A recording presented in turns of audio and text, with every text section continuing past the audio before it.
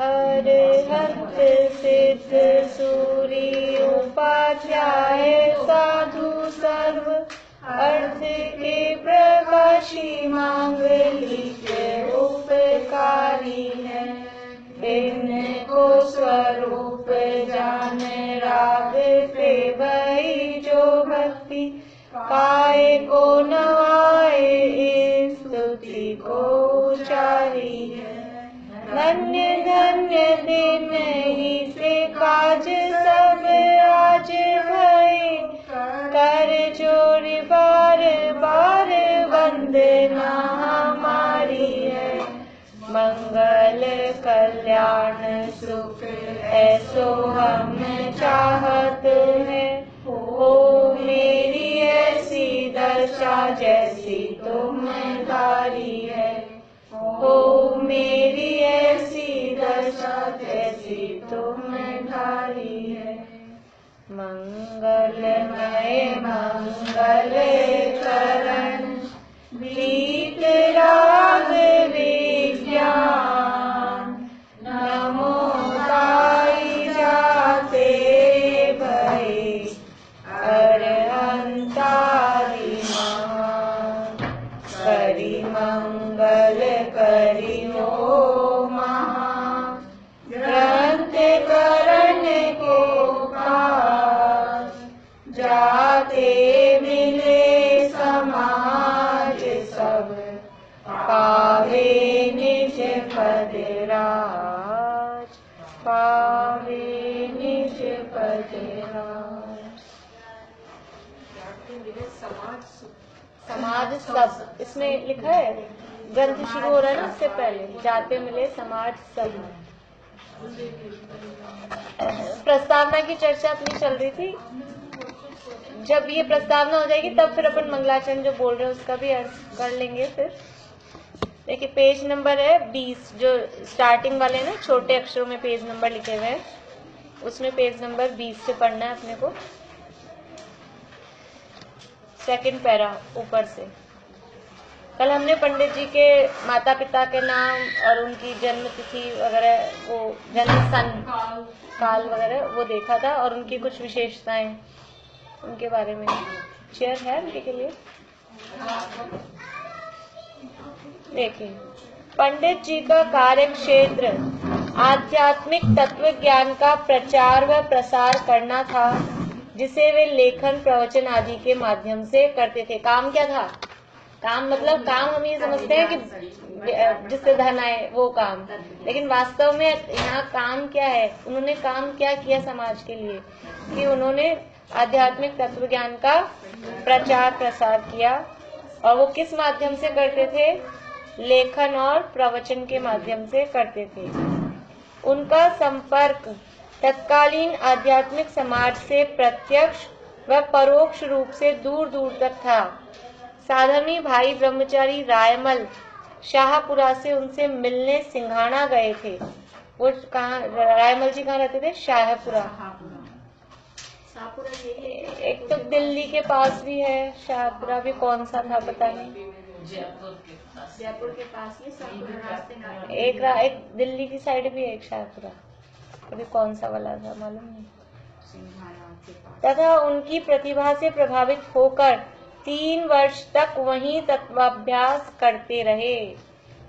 मतलब जैसे अभी कुछ लोग बड़े पंडित जी साहब से प्रभावित होकर, जैसे मतलब गुरुदेव के समय में गुरुदेव से प्रभावित होकर वहीं सोनगढ़ी रहने लग गए। 2-2, 3-3 महीने रहते थे। तो ये 3 वर्ष तक वहीं पंडित जी के पास में वहीं रह गए। जो व्यक्ति उनके पास नहीं आ सकते थे, वे पत्र व्यवहार द्वारा अपनी शंकाओं का समाधान किया करते थे। इस संदर्भ में मुल्तान वालों की शंकाओं के समाधान में लिखा गया पत्र अपने आप में एक ग्रंथ बन गया है, जो जिसे रहस्यपूर्ण चिट्ठी बोलते हैं हम लोग। यहाँ मोक्षा प्रकाशक के पीछे ही परिशिष्ट के रूप में वो दी गई है, रहस्यपूर्ण चिट्ठी। उसमें बहुत मतलब गहरे प्रश्न है सम्यक दर्शन से संबंधित इस तरह के। अनेक जिज्ञासु उनके संपर्क में आकर विद्वान बने। उनसे प्रेरणा पाकर कई विद्वानों ने साहित्य सेवा में अपना जीवन लगाया। एवं परवर्ती विद्वानों ने उनका अनुकरण किया। अभी देखिए कितने उनको ग्रंथों का अभ्यास था वो बता रहे हैं। प्रमेय रत्नमाला, आप्तमीमांसा, समयसार, अष्टपाहुर, स्वामी कार्तिकेय अनुप्रेक्षा, सर्वार्थ सिद्धि आदि अनेकों गंभीर न्याय और सिद्धांत ग्रंथों के, नहीं ये तो जयचंद जी छाबड़ा का है, सफल टीकाकार पंडित प्रवर जयचंद जी छाबड़ा। ये जयचंद जी छाबड़ा ने कल भी बताया था आपको, 15 या 17 ग्रंथों की उन्होंने वचनिका टीका लिखी है। और ये कैसे ग्रंथ थे? ये कठिन न्याय के ग्रंथ। प्रमेय रत्नमाला, आप्तमीमांसा, ये बहुत मतलब न्याय के ग्रंथ हैं। ये तो हुए जयचंद जी छाबड़ा। आदि पुराण, पद्म पुराण, हरिवंश पुराण आदि अनेक पुराणों के लोकप्रिय प्रवचनकार पंडित दौलत राम जी कासलीवाल। पंडित दौलत राम जी कासलीवाल जिन्होंने ये पुराण लिखे, अपने यहाँ से छपे हैं ना, जो पद्म पुराण वचनिका और हरिवंश का पुराण की वचनिका, वो ये दौलत राम जी दूसरे हैं। छैड़ाला के हाँ वो भी इनका है। छैड़ाला वाले जो दौलत राम जी हैं वो तो सासनी के रहने वाले थे, यूपी में, अलीगढ़ के पास। और ये वाले जो दौलत राम जी ये अपने यहीं के, जयपुर के ही थे। ये वाले, हाँ, ये जिन्होंने पुराणों को लिखा है, ये दौलत राम जी के नाम से ही 2 विद्वान हुए।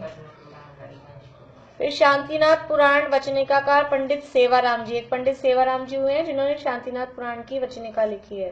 तथा महान उत्साही भ्रमणशील विद्वान पंडित देवीदास जी गोधा, ये भी पंडित हुए हैं। हमें तो परिचय नहीं होता ये सब, ये जैसे दादा की पीएचडी है या और भी जो इस तरह की जो पीएचडी होती है, सब मेरी वाली भी जो है, उनमें इन सबका परिचय शॉर्ट में दिया गया है। अपने जो बड़े मंदिर में वहाँ नाम लिखे, इन सब विद्वानों के नाम वहाँ लिखे हैं, क्योंकि टोडरमल जी के बाद में इन सब विद्वानों ने वहाँ प्रवचन किए थे, वहाँ उनके नाम लिखे हैं जिन्होंने वहाँ प्रवचन किए हैं, उन सब विद्वानों के वहाँ नाम लिखे हैं। तो ये मतलब जयचंद जी छाबड़ा, दौलत राम जी कासलीवाल, पंडित सेवाराम जी और पंडित देवीदास जी गोधा, इन्होंने पंडित टोडरमल जी की संगति से लाभ उठाया एवं प्रेरणा पाकर अपना जीवन माँ सरस्वती की सेवा में समर्पित कर दिया। ये सब इनके समझ लो शिष्य मंडली में रहे। दीवान रतनचंद और बालचंद छाबड़ा के अतिरिक्त उदासीन श्रावक महाराम ओसवाल, अजबराय, त्रिलोकचंद पाटनी, त्रिलोकचंद सोगानी, नयनचंद पाटनी आदि पंडित टोडरमल जी के सक्रिय सहयोगी एवं उनकी दैनिक सभा के श्रोता थे। मतलब ये सब वो थे उस समय के, होता ही ना सभी, समझ लो दादा के साथ हैं कुछ लोग जो हाँ उनके डेली के श्रोता। गुरुदेव के समय के नाम समझ लीजिए आप, बाबू भाई का नाम साथ में रहता है, खेमचंद भाई, ये अपने टीका लिखे ना, राम जी भाई, इन सब के नाम गुरुदेव के साथ में। अगर गुरुदेव का जो पीएचडी जो हुई है और उसके संबंध में जो लिखा गया होगा उनमें उनके नाम होंगे। कल के प्रवचन में सुबह दादा का नाम खूब बताया क्रमबद्ध क्रिया के लिए आता है कई बार, पंडित जी हाँ ऐसे बोलते हैं। उनकी आत्म साधना और तत्व प्रचार का कार्य सुनियोजित एवं सुव्यवस्थित था। मुद्रण की सुविधा न होने से तत्संबंधी अभाव की पूर्ति हेतु 10-12 कुशल लिपिकार शास्त्रों की प्रतिलिपियां करते रहते थे। कल बताई थी ना ये बात कि वो हाँ मुद्रण नहीं, छपाई नहीं होती थी, हाथ से ही कॉपी होती थी। पंडित टोडरमल जी का व्याख्यान सुनने उनकी शास्त्र सभा में 1000-1200 स्त्री पुरुष प्रतिदिन आते थे। बताओ वो क्या काल होगा, अभी इतनी समाज और इतनी सुविधाएं हैं, फिर भी शिविर में 1000-1200 आ जाए, वो भी सारे देश के मिला के। बालक बालिकाओं एवं प्रौढ़ पुरुषों एवं महिला वर्ग के धार्मिक अध्ययन अध्यापन की पूरी व्यवस्था थी। उक्त सभी व्यवस्था की चर्चा ब्रह्मचारी रायमल जी ने विस्तार से की है। ये जो एक जीवन पत्रिका है, कल भी हमने इसकी बात देखी थी, उसमें ये पूरी सारी भी कैसे पता लगी कि उन्होंने लिख दिया ये सारा कि ऐसा ऐसा था उस समय। इसलिए उनका कार्यक्षेत्र संपूर्ण भारतवर्ष था। उनका प्रचार कार्य ठोस था। यद्यपि उस समय यातायात की कोई सुविधा नहीं थी, तथापि उन्होंने दक्षिण भारत में समुद्र के किनारे तक धवलादि सिद्धांत शास्त्रों की प्राप्ति के लिए प्रयत्न किया था। कोई ऐसे आज अभी तो क्या है, एक बटन दबाओ पूरे के पूरे सब सारे PDF 1 मिनट में आती है। उस समय कितना कठिन था, कितनी दुर्लभ थी वो चीज, फिर भी मतलब सब उसको प्राप्त करते थे, करने के लिए प्रयत्नशील रहते थे। और अब जितनी सुलभ हो गई उतनी उसकी वैल्यू ही नहीं रही।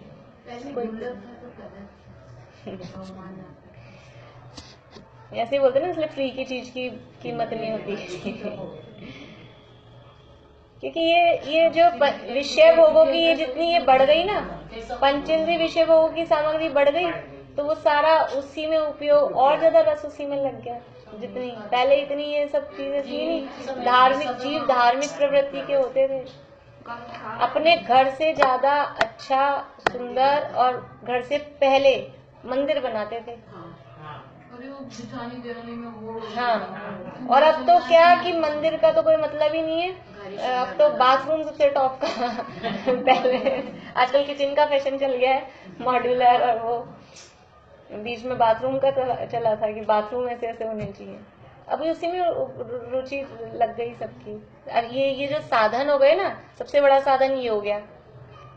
ये जितना उपयोग खा जाता है, जितनी रुचि खा जाता है, कुछ नहीं। अब इसका चाहे तो इस काल में सदुपयोग बहुत है, इतना सुलभ हो गया कि मतलब कह नहीं सकते जिसकी बात, लेकिन फिर भी बहुत कम लोग हैं सदुपयोग करने वाले।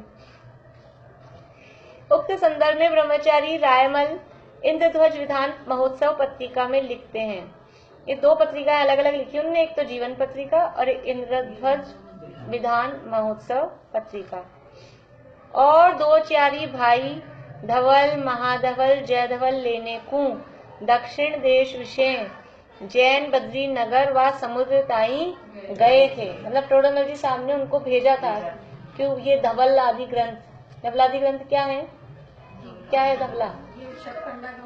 षटखंडागम की जो टीका है वो धवलादि ग्रंथ, तो वो लेने के लिए ऐसे नहीं था। मतलब वो भी एक ओरिजिनल कॉपी या एक आध 2 प्रतिलिपि हुई नहीं थी धवला की।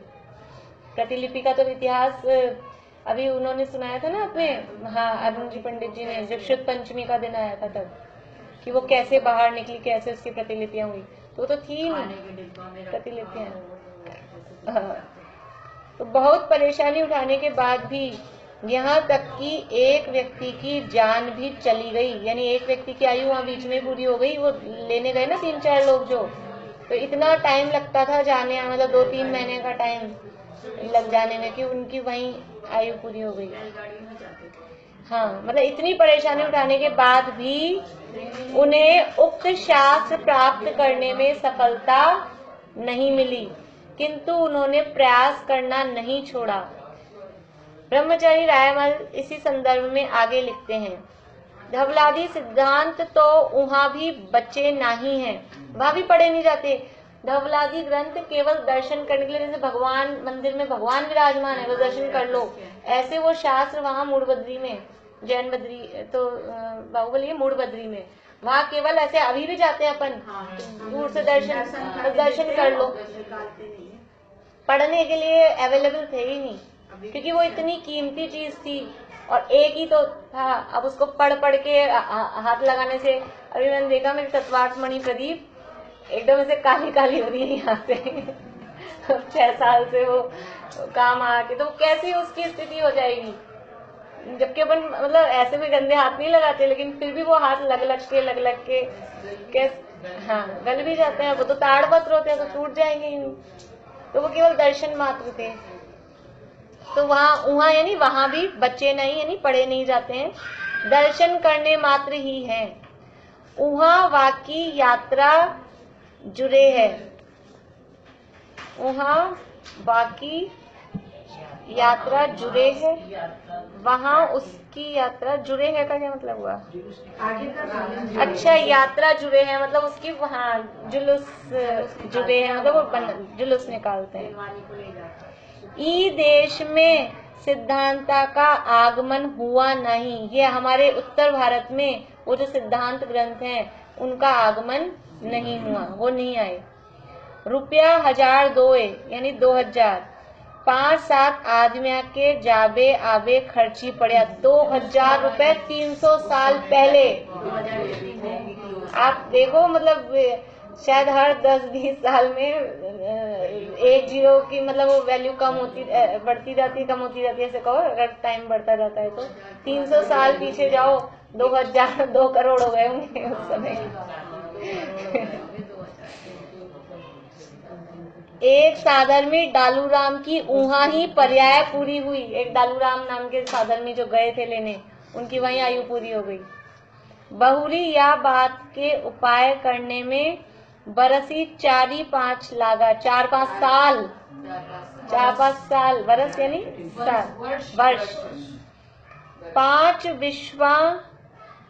विश्वा औरों भी उपाय, 5 विश्वा औरों भी उपाय बढ़ते हैं। 5 विश्वा मतलब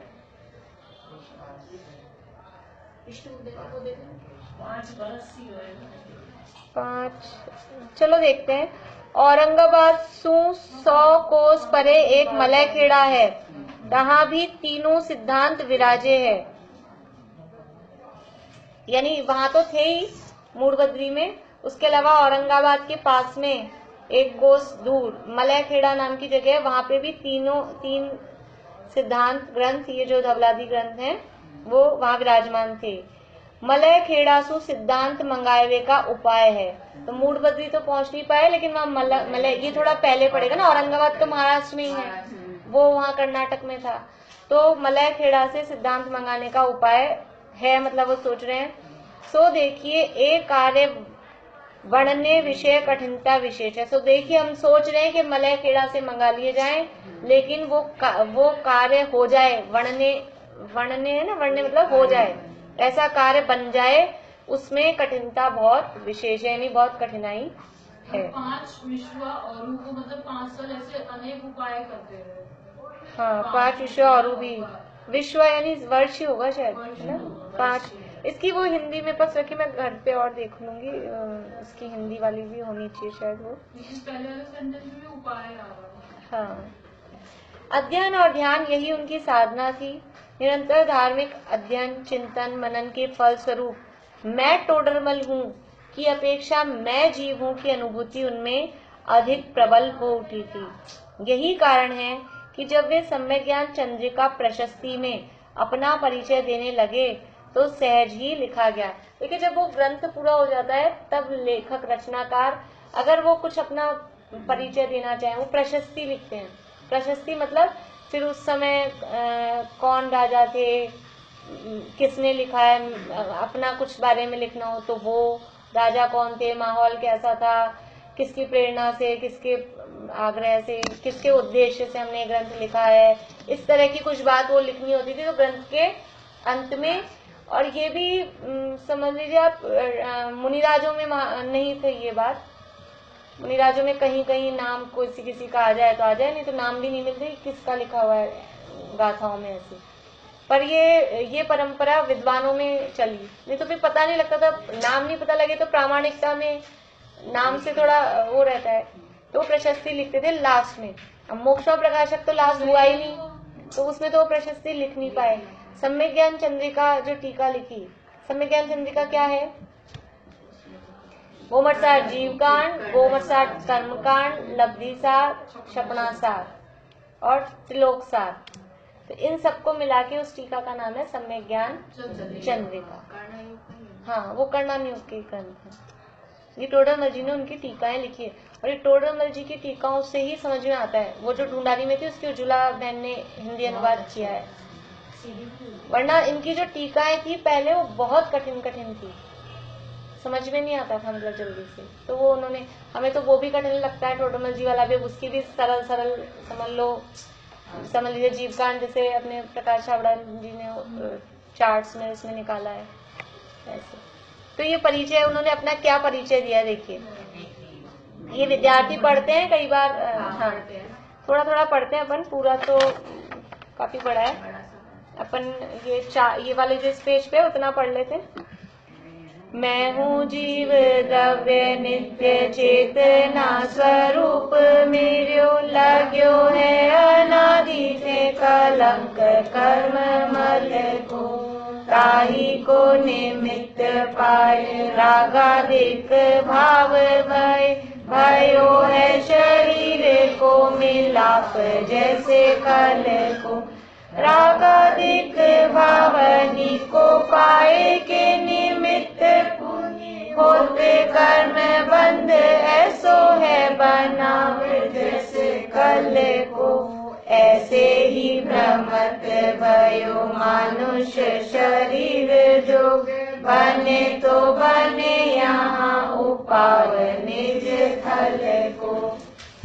मैं हूँ जीव द्रव्य नित्य चेतना स्वरूप मेरो। मैं कौन हूँ? परिचय क्या दिया सबसे पहले? मैं जीव द्रव्य हूँ और मेरा स्वरूप क्या है? नित्य चेतना स्वरूप। ये मेरा स्वरूप है। फिर क्या देखो, पहले द्रव्य स्वभाव बता दिया, अब आगे पर्याय की बात कर रहे हैं। ऐसा नहीं कि मैं तो सदा शुद्ध हूँ, ये तो बता दिया नित्य चेतना स्वरूप मेरा ये स्वरूप है। लेकिन लग्यो है अनादि से कलंक कर्म मल को, अनादि काल से कर्म रूपी जो मल है उसका ये मेरे साथ कलंक लगा हुआ है। ये कर्म हमारे साथ बंधे हुए हैं, ये कलंक है। क्योंकि मैं तो कैसा हूँ? चेतना शुद्ध चेतना स्वरूप जीव द्रव्य हूँ और ये कर्म मेरे साथ लगे हुए हैं अनादि काल से। वो भी ये मेरी चेतनता पे कलंक है। ताही को निमित्त पाए रागादिक भाव भय। ये जो अनादि काल से कर्म बंद हुआ है तो पूर्व का द्रव्य कर्म, पूर्व के द्रव्य कर्म के निमित्त से क्या होता है? नवीन रागादि भाव होते हैं। अभी हमें जो रागादि भाव होना है उसमें निमित्त क्या कहलाता है? पिछला द्रव्य बंध। तो ताही को निमित्त पाए रागादिक भाव भय भयो है शरीर को मिलाप जैसे खल को। एक तो रागादिक भाव हुए और वही पूर्व के द्रव्य कर्म का उदय का निमित्त पाके शरीर का ये संयोग मिलता है। नो कर्म, द्रव्य कर्म के उदय के निमित्त से भाव कर्म होते हैं और द्रव्य कर्म के उदय के कारण ये सामग्री संयोग शरीर आदि ये प्राप्त होते हैं। तो रागादिक भाव हो रहे हैं और शरीर का मिलाप मिल रहा है, बना है। और वो कैसा है शरीर? जैसे खल, खल यानी शत्रु, दुष्ट, खल यानी दुष्ट। खल तो उसको बोलते हैं ना जो ये तेल वेल में। यहाँ वो वाली खल नहीं है, खल यहाँ तो हाँ उसको भी वैसे पद्यों में खल बोल देते हैं, लेकिन यहाँ खल का है दुष्ट। खल का अर्थ होता है दुष्ट। रागादिक भावानी को पाए के निमित्त पुनि। अभी हमने रागादि भाव कर लिए, पूर्व के द्रव्य कर्म के उदय के निमित्त से रागादिक भाव हो गए और फिर इन रागादि भावों का निमित्त पाके पुनि होत कर्म बंद, फिर से वापस से कर्म बंद हो जाता है। द्रव्य कर्म की वजह से भाव कर्म और भाव कर्म के निमित्त से फिर से द्रव्य कर्म। तो ये होत कर्म बंद ऐसो है बनाव जैसे कल को। इसी तरह से कल का अर्थ होता है शरीर, तो कर्म बंद होता है और इसी तरह से वो शरीर भी बार बार में मिलता जाता है। ऐसे ही भ्रमत भयो मानुष शरीर जो बने तो बने यहाँ उपाव निज थल को। ऐसे ही भ्रमता रहे। अभी मनुष्य शरीर का योग मिला है और मनुष्य शरीर का जो हमें योग मिला है यानी हमें जो मनुष्य पर्याय मिली है, बने तो बने यहाँ उपाव निज थल को। निज थल मतलब मेरा धाम, निज थल यानी मेरा धाम। वो क्या है? मोक्ष सिद्धालय समझ लीजिए। तो बने तो बने उपाय, अगर उपाय कुछ बनना होगा तो यही बनेगा। बने तो बने उपाय यहाँ, बने तो बने यहाँ उपाय। यही ये जो मनुष्य पर्याय मिली है इसी में हम मोक्ष जाने का पुरुषार्थ कर सकते हैं।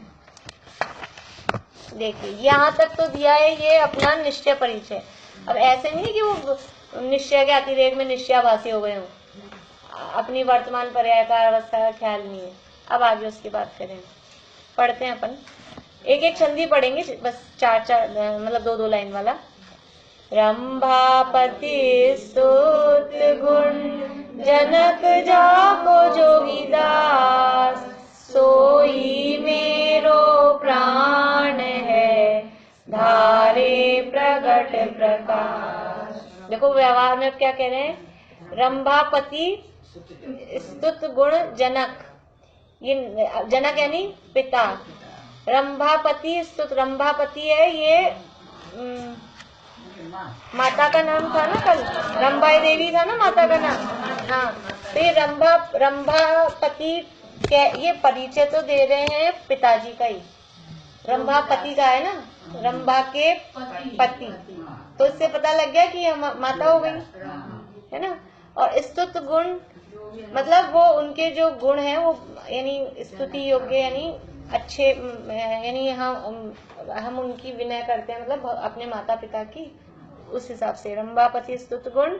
जनक जाको जोगीदास, और जिनके पिताजी कौन है, जोगीदास। सोई मेरो प्राण है, वो ही मेरे प्राण है।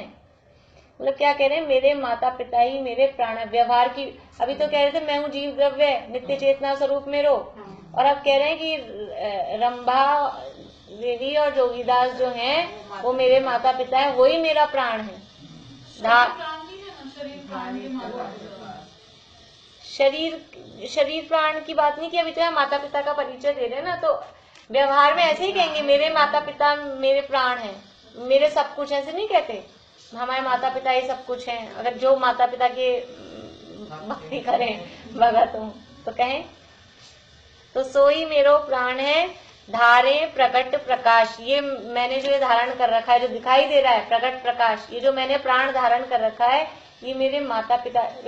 वैसे भी देखा जाए तो कहते हैं ना भी जन्म देने वाले माता पिता ही हैं, तो ये प्राण किसने दिए हमें, व्यवहार में ये कहेंगे ना कि ये मेरे प्राण ही माता पिता के ही हैं, जो ये प्रकट प्रकाश जो दिखाई दे रहे हैं स्पष्ट रूप से, ये मेरे माता पिता के द्वारा ही दिए गए हैं, वही मेरे प्राण हैं। वो नहीं होते माता पिता तो कहाँ से होता, इसलिए। अब देखिए, अब फिर आगे क्या बता रहे हैं, फिर वापस से निश्चय की बात बता रहे हैं, मतलब निश्चय क्या, फैक्ट बता रहे हैं, वस्तु स्वरूप। मैं आत्म रूपुद्गल खंड मिलके भयो परस्पर बंध, सो समान जाति पर्याय जो मानुष नाम का।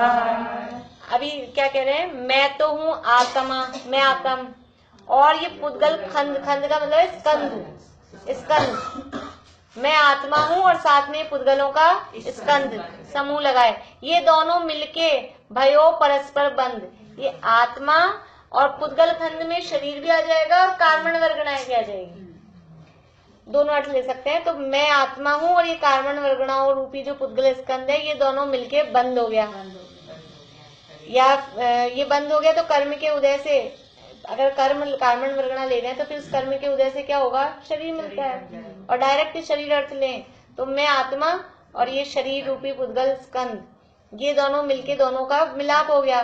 कौन सा संबंध है शरीर और आत्मा में, संबंध एक क्षेत्रावकाश संबंध है, दोनों मिल गए, एक क्षेत्रावकाश संबंध है।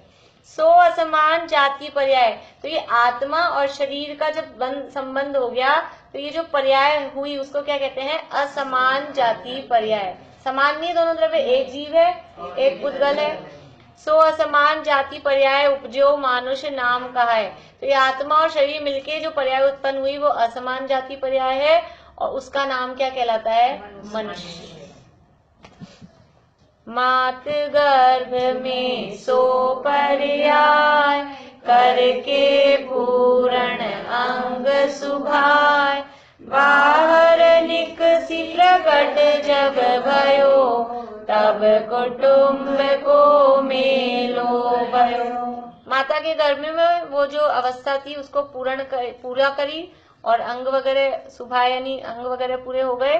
फिर जब बाहर निकले, बाहर निकसी प्रकट जब भयो, बाहर निकल के जब प्रकट हुए मतलब बाहर आ गए, तब कुटुम्ब को मेलो भयो। अभी तो वहाँ अकेले ही थे मात गर्भ में तो, और जब बाहर आ गए तो ये सारे मिल गए, तब कुटुम्ब को मेलो भयो। मेलो मतलब उनका मिलाप हो गया। नाम धर्यो तिन हर्षित होय, टोडर मल्ल कहे सब कोय, ऐसो यहु मानुष पर्याय, बदत भयो निज काल गवाय। अब उन्होंने सबने जो घर वाले मिल गए थे ना कुटुंब, तो उन्होंने नाम धरियो, क्या नाम धरिया, हर्ष खुश होकर टोडर मल्ल कहे सब। अभी तो कहते मैं हूँ जीव द्रव्य नित्य चेतना स्वरूप मेरो, लेकिन फिर ये टोडरमल जी कौन है ये, तो कह रही है असमान जाति पर्याय है, और सबने मिलके इस असमान जाति पर्याय का नाम क्या रख दिया, टोडरमल। ऐसो यह मानुष्य पर्याय, ऐसी ये मनुष्य पर्याय, बधत भयो निज काल गमाए।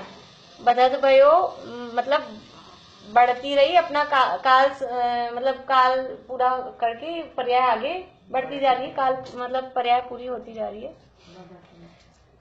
देश ढूंढारह माही महान, नगर सवाई जयपुर थान। तामे ताको रहनो गनो, थोरो रहनो ओठे बनो। अब बता रहे देश का परिचय, नगर का परिचय। देश ढूंढार है, पहले ढूंढार प्रदेश कहलाता था, ये राजस्थान का जो ये अपना एरिया था ना जयपुर के आसपास का, तो ढूंढार प्रदेश। तो देश ढूंढार है माही महान, महान जो ढूंढार प्रदेश है उसमें नगर सवाई जयपुर थान, उसमें एक सवाई जयपुर नाम का स्थान, सवाई जयसिंह जी ने बसाया था तो सवाई जयपुर ही बोलते थे, फिर अब धीरे धीरे शॉर्ट हो गया जयपुर हो गया। तामे ताको रहनो घनो, वहां तो ज्यादा रहते हैं, घनो यानी ज्यादा, वहां पे तामे यानी उसमें, ताको यानी उनका, रहनो घनो वहां तो ज्यादा रहना हो रहा है, किसका, टोडरमल जी का अपना। थोरो रहनो ओठे बनो, और ओठे यानी ये हाँ वो जो सिंगाड़ा में रह रहे थे ना, तो वहाँ थोड़ा रहना बना है, वहाँ तो कम टाइम के लिए रहे हैं, ज्यादा टाइम तो जयपुर मतलब जयपुर के ही है मूल, ये बता रहे हैं। तिस पर्याय विषय जो कोई, देखन जानो हारो सोय। मैं हूँ जीव द्रव्य गुण भूप, एक अनादि अनंत रूप। इस जो ये असमान जाति पर्याय, तिस पर्याय विषय जो कोई, इस असमान जाति पर्याय विषय मतलब उसमें जो कौन, जो कोई है, कौन है, वही देखन जानन हारो सोए। इस असमान जाति मनुष्य पर्याय में जो है वही वो देखने जानने वाला, देखन जानन हारा यानी वो आत्मा, वो जीव वो है। और कैसा हूँ, मैं हूँ जीव द्रव्य गुण भूप, मैं जीव द्रव्य हूँ और गुणों का भूप, गुणों का राजा, गुणों का अखंड पिंड, जिसे गुरुदेव कहते हैं ना अनंत गुणों का अखंड पिंड, गुण भूप। और कैसा हूँ, एक हूँ, अनादि अनंत हूँ, और अरूप, अरूप मतलब अमूर्तिक, अरूपी, उद्गल से एकदम भिन्न। कर्म उदय को कारण पाए, रागाधिक हो है दुखदाय। ये मेरे औपाधिक भाव, इनको विनश्य मैं शिवराय। ये रागाधिक भाव हो रहे हैं, ये कैसे हो रहे हैं, कर्म उदय का कारण पाके, कर्म उदय के कारण ये रागाधिक भाव होते हैं, और वो कैसे हैं, दुखदायी। ये आश्रव भाव कैसे हैं, रागाधिक भाव मतलब आश्रव भाव, ये दुख रूप है, दुख के कारण है, और कर्म के उदय के कारण हो रहे हैं। ते मेरे औपाधिक भाव, वे सब मेरे औपाधिक भाव हैं। औपाधिक भाव मतलब कर्म, हाँ औधिक कह सकते हैं, कर्म की उपाधि से होने वाले भावों को औपाधिक, यानी अपने स्वाभाविक भाव नहीं है। मोह राग द्वेष के जो परिणाम है वो स्वाभाविक परिणाम नहीं कि सहज हो, वो कर्म का उदय का निमित्त बनता है तो ये हो जाते हैं, तो ये औपाधिक। जैसे पानी गर्म होता है तो ये पानी का गर्म होना ये उसका औपाधिक भाव है, स्वभाव नहीं, अपने आप पड़ा पड़ा पानी गर्म नहीं होता, अग्नि का निमित्त मिलता है, अग्नि के निमित्त से वो उसमें गर्मपना हो जाता है। ऐसे ही जीव स्वयं अपने आप ही मोह राग द्वेष भाव करे ऐसा नहीं होता, कर्म का निमित्त होता है तो वो उसके मोह राग द्वेष भाव होते हैं। देखो यदि कर्म का निमित्त भी नहीं माना जाए ना, कि निमित्त कुछ नहीं होता, कर्म कुछ नहीं होता, कर्म जीव को विकार नहीं कराते, अगर ऐसा ही सर्वथा मान लिया जाए तो पुरुषार्थ की प्रेरणा के लिए तो कहते हैं कि कर्म जीव को विकार नहीं कराते, ऐसा कहते हैं, कर्म कुछ नहीं होते। लेकिन यदि कर्म को बिल्कुल ही नहीं माना जाए तो वो जीव बिना निमित्त के होते हैं ना, अगर मोह राग द्वेष भाव, तो क्या होगा, वो स्वभाव हो जाएगा, तो हमेशा ही होने चाहिए। लेकिन जब जब कर्म का उदय होता है तो ये भाव हो जाते हैं, ये निमित्त के उससे होते हैं। तो जो निमित्त के कारण हुए उसे बोलते हैं औपाधिक भाव। इनको विनशे मैं शिवराय, इनको विनाश कर दें, ये नष्ट हो जाए तो मैं क्या हूँ, मैं मोक्ष का राजा हूँ, मैं मोक्ष का अधिकारी हूँ। इनको नाश होने के बाद प्रतिभा के धनी और आत्म साधना संपन्न होने पर भी उन्हें अभिमान छू भी नहीं गया था। अपनी रचनाओं के कर्तृत्व के संबंध में वे लिखते हैं, देखिए अब आगे क्या लिखते हैं। वचनादिक लिखनादिक क्रिया वर्णादिक अरु इंद्रिय हिया, ये सब है पुद्गल के खेल, इनमें नाही हमारो में। तो क्या कह रहे हैं, जैसे अमृत चंद्राचार्य का आता है ना, स्वरूप गुप्त से न किंचित अस्ति कर्तव्य मेवा अमृत चंद्र सुरे। समय सार की इतनी बड़ी आत्मघाती टीका लिख दी, 3 ग्रंथों की टीका लिखी, और फिर भी कह रहे हैं कि अमृत चंद्र तो स्वरूप गुप्त रहता है, उसमें इनका कुछ भी कर्तव्य नहीं है। ऐसे ही कह रहे हैं वचनाधिक, ये जो शब्द हुए, शब्दों के लिखनाधिक क्रिया, शब्दों को लिखने रूप जो क्रिया हो रही है। वर्णाधिक अरु इंद्रिय हिया, और ये वर्ण वगैरह स्पर्श गंध वर्ण और इंद्रिय और मन, हिया यानी हृदय मन, ये सब है पुद्गल के खेल। भाई बाहर में लिखने की क्रिया हो रही है, मेरा इंद्रियां भी उसमें काम दे रही है, मेरा मन भी उसमें लग रहा है, यानी योग और उपयोग। बाहर में शब्द लिखे जा रहे हैं और वो शब्द ऐसे नहीं लिखे जा रहे, वो अपने योग उपयोग पूर्वक लिखने की जो क्रिया हो रही है वो उस पूर्वक हो रहे हैं। लेकिन ये सब है पुद्गल के खेल, ये सब पौद्गलिक हैं। इंद्रियां हो, मन हो, ये वचन जो लिखे जा रहे हैं, ये जो अक्षर बने, ये क्या है, पौद्गलिक हैं। ये सब है पुद्गल के खेल, इनमें ना ही हमारो मेल। मेरा, मैं तो कौन हूँ, मैं हूँ जीव द्रव्य गुण भू, इसलिए मेरा इनसे कोई मिलाप मेल नहीं है। रागादिक वचनादिक घना, इनके कारण कार्यज बना, ताते भिन्न न देखो कोई, बिनु विवेक जग अंधा होय। जो रागादिक हैं, मोह राग द्वेष, और वचनादिक, जो वचनादिक हैं, तो हमारे राग का परिणाम, और इधर ये वचन लिखने रूप जो वचन लिखे जा रहे हैं, ये हो रहे हैं इनके कारण कार्यजपना। राग में और शब्दों में, लिखने रूप शब्दों में, इनमें कारण कार्यपना है।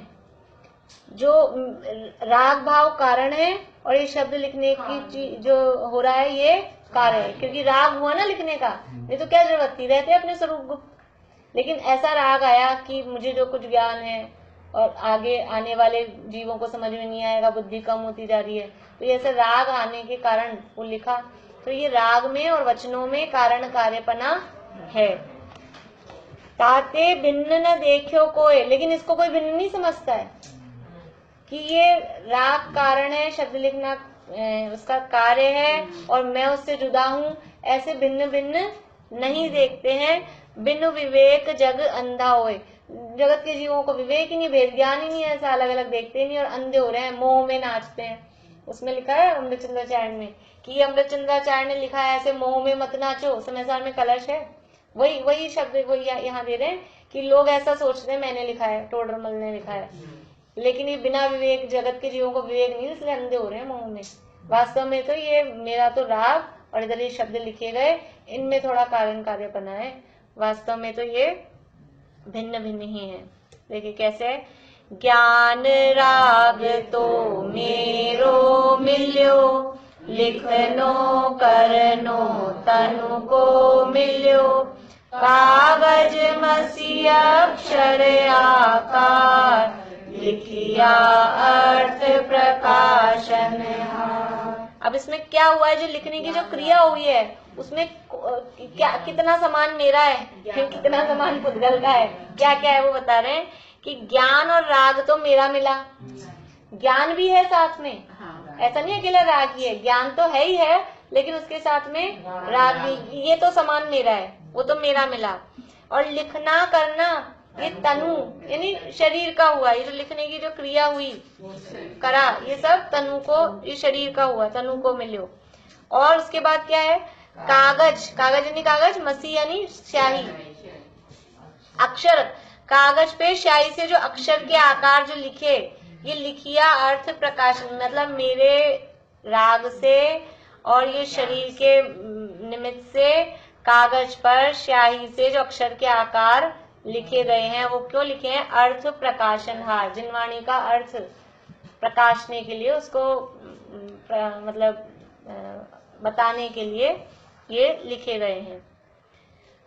ऐसे लिख के क्या हुआ, लिखिया अर्थ प्रकाशन हार, ऐसो पुस्तक भयो महान, जाते जाने अर्थ सुजान, यद्यपि यहु पुद्गल को खन, है तथापि श्रुत ज्ञान निबंध। तो ये जो मेरे ज्ञान और राग से और ये शरीर की लिखने की क्रिया से, ये जो कागज और अक्षर के आकार से ये जो लिखा है अर्थ, जिनवाणी का अर्थ बताने के लिए, उससे ये ऐसो पुस्तक भयोमान, उससे ये ऐसी पुस्तक है, शास्त्र, महान शास्त्र बना है, जाते जाने अर्थ सुजान, जिससे कि हम जीव, हम भव्य जीव उससे अर्थों को, जिनवाणी के अर्थ को अच्छी तरह से जानेंगे, या और भव्य जीव इससे अर्थों को जान सकेंगे।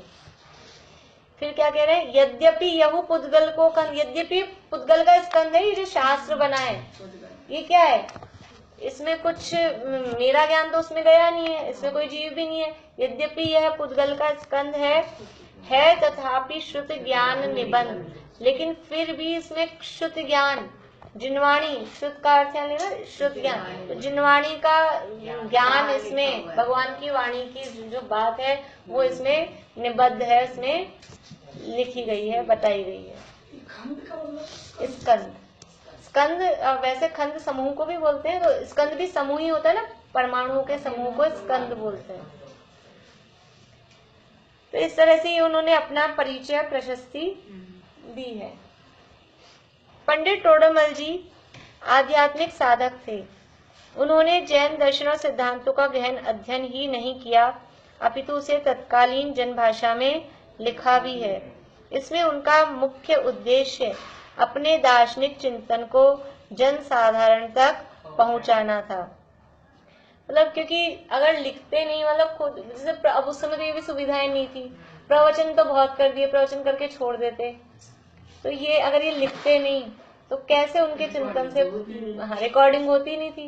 ये तो गुरुदेव की भी उस समय बहुत मतलब मुश्किल से, वो एक नवनीत भाई जवेरी थे, हाँ, और वो ऐसा वो चूड़ी बाजा टाइप का बड़े बड़े वो नहीं होते थे, जो अभी सीडी अपनी चल गई उसका बड़ा वाला, तो मतलब वो अब तो इतनी सुविधाएं हो गई, अगर कल्पना करें वो नहीं लिख के जाते क्या होता। अपन ये तो इसीलिए कहते हैं भव्य जीवों के भाग्य से ये जो ग्रंथ हमें मिले हैं ना, ये हमारे भाग्य की वजह से मिले, और हमारे भाग्य था तो उनको परिणाम आ गया। भवि भागन वच जोगे वशाय, भव्य जीवों के भाग्य का उदय होता है तो भगवान की वाणी कीर्ति है। ऐसे ही हम भव्य जीवों का अभी पंचम काल में भी भाग्य का उदय था, तो ये समयसार मोक्षा प्रकाशक, समयसार आप लोग पढ़ ही रहे हो, नाटक समयसार, समयसार ही तो है। ये दो ग्रंथ गुरुदेव के हाथ में लगे, उनका जीवन बदल गया। ये दो ग्रंथ मतलब बहुत, ग्रंथ में कोई वो नहीं है कि कोई और दूसरे ग्रंथ कम वो है, लेकिन ये सीधे डायरेक्ट आत्मा को बताने वाले, ये अपनी सारी गलतियां निकालने वाला है मोक्षमा प्रकाशक, और समय सार तो सीधा शुद्धात्मा का स्वरूप बताने वाला है। पंडित जी ने प्राचीन जैन ग्रंथों की विस्तृत, गहन परंतु सुबोध भाषा टीकाएं लिखी। इन भाषा टीकाओं में कई विषयों पर बहुत ही मौलिक विचार मिलते हैं जो उनके स्वतंत्र चिंतन के परिणाम थे। बाद में इन्हीं विचारों के आधार पर उन्होंने कतिपय मौलिक ग्रंथों की रचना भी की। उनमें से 7 तो टीका ग्रंथ हैं और 5 मौलिक रचनाएं हैं। उनकी रचनाओं को 2 भागों में बांटा जा सकता है। ये अभी तो हुआ परिचय, अब इसको ये जो टॉपिक अब चल रहा है इसको बोलेंगे उनका कर्तृत्व, मतलब उन्होंने रचनाएं क्या लिखी वो बता रहे हैं। तो उनकी रचनाओं को दो भागों में बांटा जा सकता है, मौलिक रचनाएं और व्याख्यात्मक टीकाएं। मौलिक का मतलब है जो खुद ने उन्होंने लिखा, एक होती है टीका। टीका का मतलब है कोई शास्त्र आपके सामने है उसका सरल, हाँ उसका डिटेल उसको सरल करके लिख रहे हैं, वो कहलाती है टीका या वचनिका। और मौलिक का मतलब है कोई सामने ग्रंथ नहीं है, ग्रंथों के आधार पर ही लेकिन अपना चिंतन वो प्रस्तुत करना, जैसे दादा की क्रमबद्ध पर्याय है उसे हम मौलिक कह सकते हैं। और जो समय सार की जो गैर भाव प्रबोधिनी है यह है टीका। ऐसे मौलिक रचनाएं गद्य और पद्य दोनों रूपों में है। गद्य रचनाएं 4 शैलियों में मिलती हैं, वर्णनात्मक शैली, पत्रात्मक शैली, यंत्र रचनात्मक यानी चार्ट शैली और विवेचनात्मक शैली।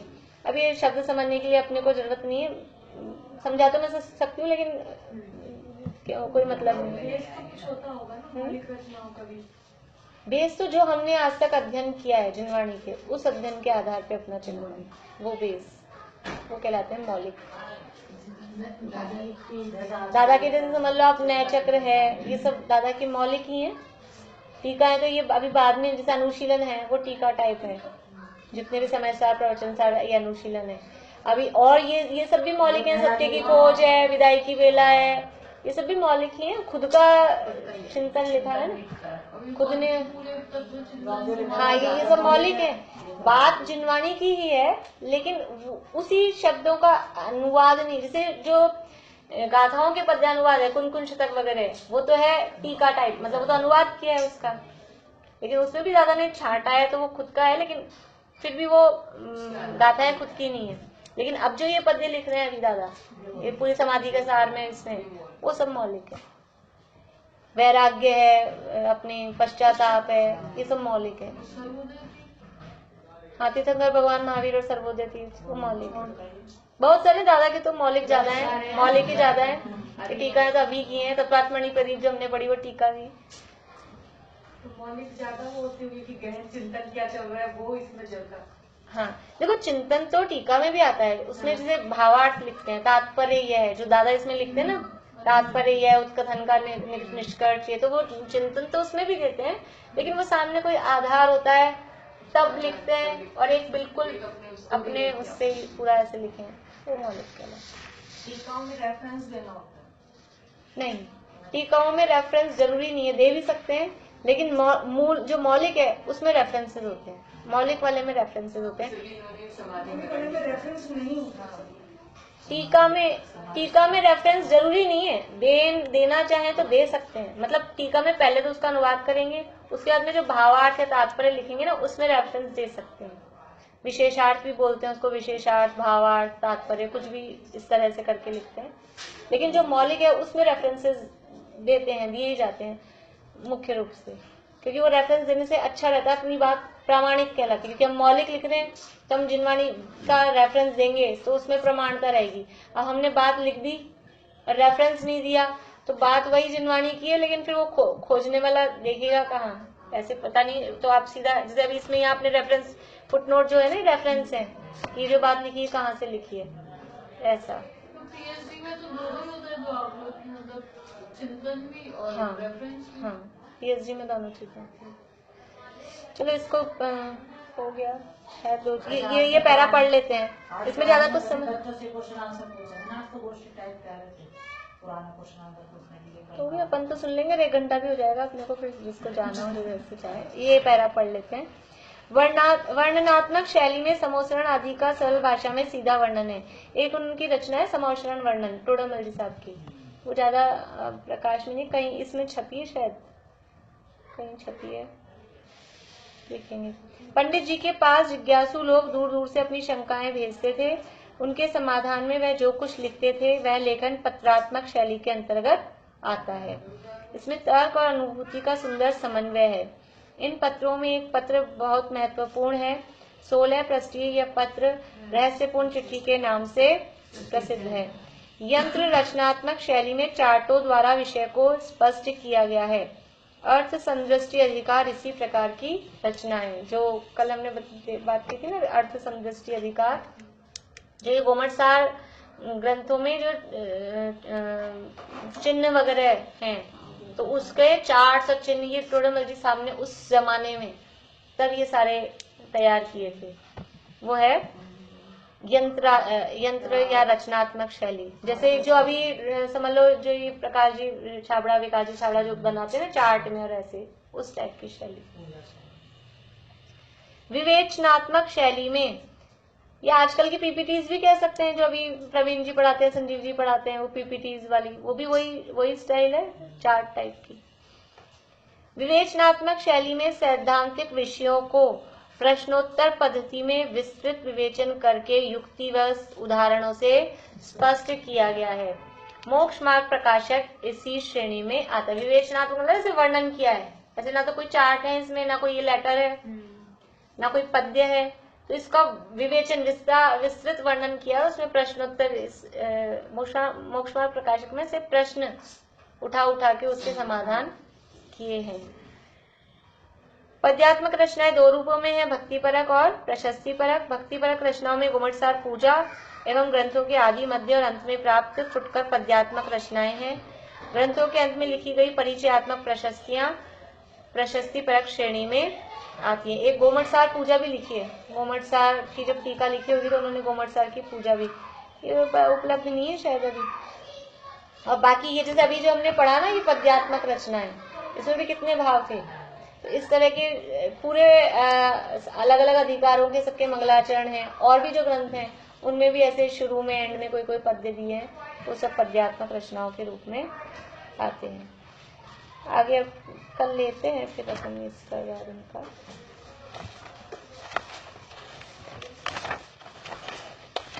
थोड़ा बड़ा है, 7:45 हो गए। ये पेज नहीं हो पाएगा तो वो इसके आगे तक चलेगा ना, वो बाद में लेंगे, कल ही लेते हैं, कल ही लेते हैं।